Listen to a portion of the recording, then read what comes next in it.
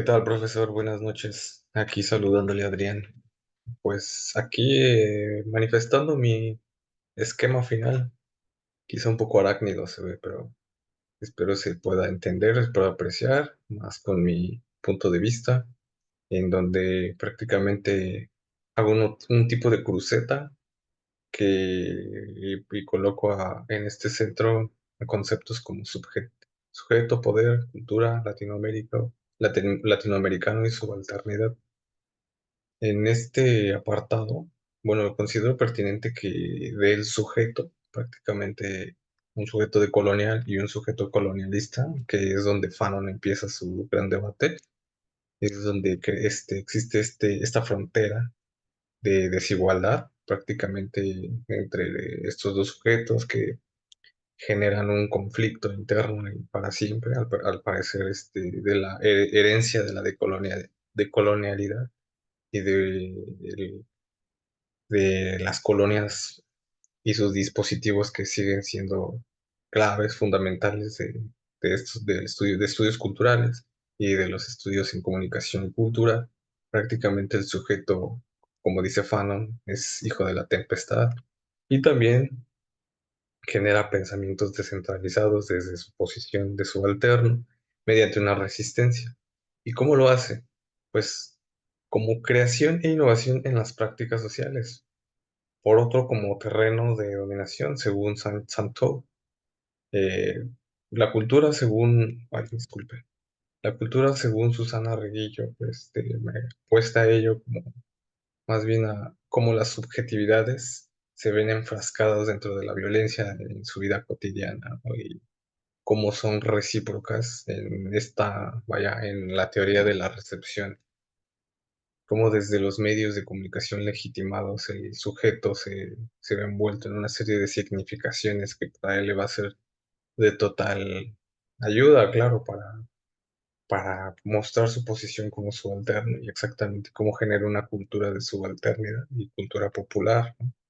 Manejo también temas como imperialismo, la ideología dominante, perversión intencional de la razón, según Pascuali, es decir, cómo, cómo exactamente lo que nos dicen algunas teorías de las ciencias sociales, donde la interactividad entre otros sujetos no es prácticamente la producción de sentidos, ¿no? Más bien como algunos sujetos ya posicionados desde la superestructura o desde un establishment generan las condiciones para que este otro sujeto se reconozca en base a una ideología impuesta, ¿no?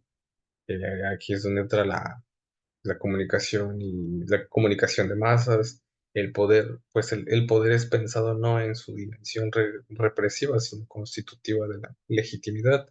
La comunicación como cuestión también de producción y subjetividades, el sentido legítimo del mundo como asuntos de percepción sensible, la dominación como proceso de comunicación y los subalternos cómo se adscriben a las reglas de consumidores de la cultura popular.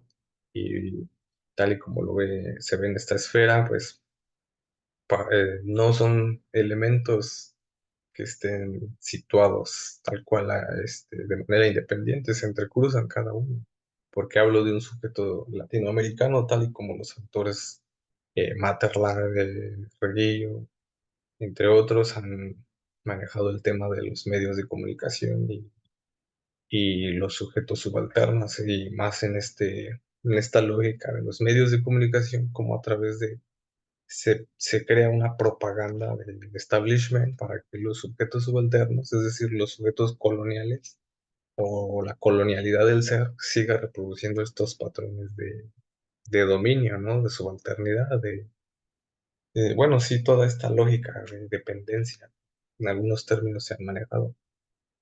También, pues, el asunto de poder, ¿no? Esto es como clave de los estudios culturales y de los estudios de la cultura y la comunicación, donde el poder es el eje, prácticamente el motor de estudio para entender estas lógicas y estas fronteras, desde dónde se dice, desde dónde se enuncia y desde dónde se sugiere, ¿no? Eh, bueno, y aquí en el centro pongo el concepto, bueno, el término de subalterno, pues exactamente es una condición del sujeto, producto de una colonialidad y de apoyo a otras estrategias como, más bien como otros instrumentos como los medios de comunicación y la ideología dominante, ¿no? Entonces pienso que son elementos claves que se me quedaron prácticamente en el curso, me, me fascinaron entender esta lógica de los medios de comunicación y su importancia en los estudios culturales. Creo que me abrió un amplio panorama desde la lectura de Materla de cómo la promoción norteamericana y su establishment logran promocionarse a través del público infantil y posteriormente será con otros autores donde veremos esa misma estrategia, pero pues, hacia un público más general, más amplio. Y también en relación a los procesos sociales históricos, pues son pertinentes porque, bueno, fue lógico, fue importante el tema de ver el golpe de Chile, por ejemplo, es que cómo implicó toda esta lógica de dominio sobre países subalternos y sobre todo sobre intereses políticos y económicos, ¿no? Del establishment norteamericano. Entonces, me gustó estos términos son parte de lo que yo rescato para poder más bien comprender todo este fenómeno de la dominación y de la colonialidad y también desde dónde se enuncia, desde la resistencia de los sujetos subalternos y la reivindicación de los valores culturales. Entonces, recalcar que, bueno, estos conceptos ayudan mucho a seguir rastreando los estudios que hacen en relación a los estudios de la cultura y de la comunicación. Pues si bien el legado de Birmingham fue muy preciso al heredarnos sus instrumentos que de alguna forma han caducado, pero se han renovado también en otras perspectivas. Cabe resaltar que el legado también, producto de esta migración y esta expansión de los estudios culturales hacia Estados Unidos por la Escuela de Frankfurt y luego de la Escuela de Frankfurt fueron pertinentes a hacer estudios en Latinoamérica, en Venezuela, Chile, México, no sé, donde el debate siempre fue el sujeto, como bien lo coloco en la diapositiva, el sujeto es prácticamente van apareciendo nuevos sujetos, nuevos estudios en relación a los tipos de sujetos que van surgiendo en épocas modernas y por la expansión cada vez más de la globalización del sistema mundo, como por ejemplo el sujeto migratorio, el sujeto narcotraficante, bueno, seguramente ha de haber otros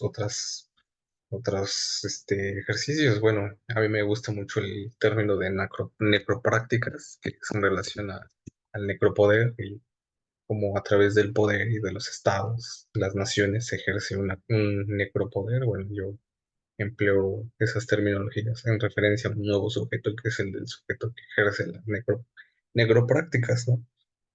Pero no podríamos entender estas necroprácticas sin el dispositivo de poder.